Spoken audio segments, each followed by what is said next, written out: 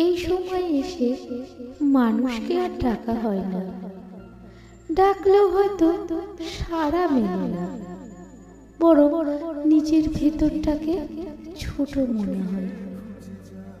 কখনো খুব ইচ্ছে করে কারোর কাছে খুলে বলি সব না বলা কথা, সব জমে থাকা ভার, কিন্তু বুকের ভেতরে আটকে যায় সব।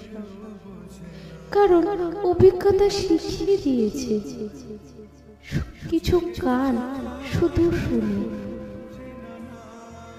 বুঝে না। এখন আর কাউকে আপন ভাবতেও ভয় হয়।